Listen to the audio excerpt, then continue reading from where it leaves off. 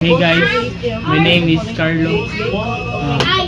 First, I don't have an idea how to start this video blog, but one thing for sure I know is I was forced to do this, so I do it. My topic is about online gaming.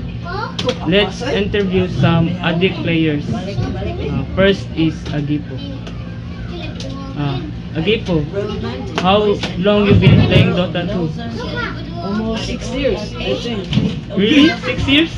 Yeah. Uh, As on mother, Very long. Yeah. Very long. You still love to play it until now? Yeah, very much. Still love it. Oh.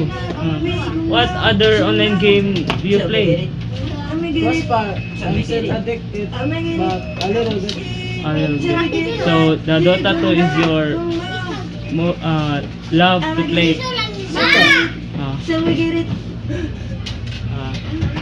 Next is this is my other friend Michael Lizada.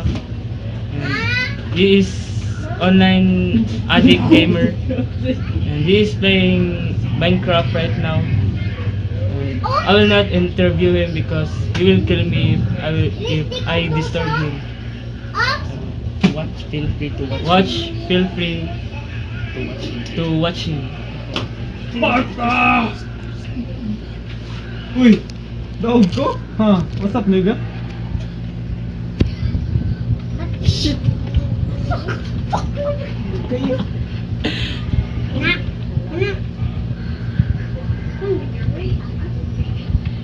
That's how addict he is. Darabay!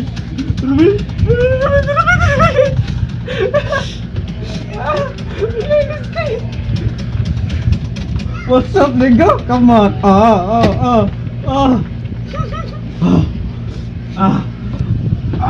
Shit! See?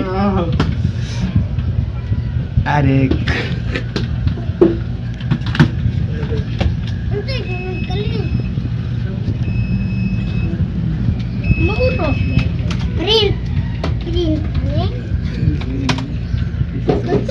This is also another game, Very popular.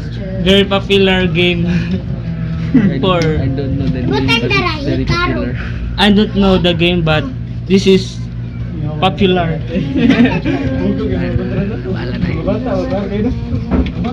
Hindi, mga bata. Maganda mga player. Zada is so addict playing Minecraft. Goodbye. Okay guys, goodbye. That's all.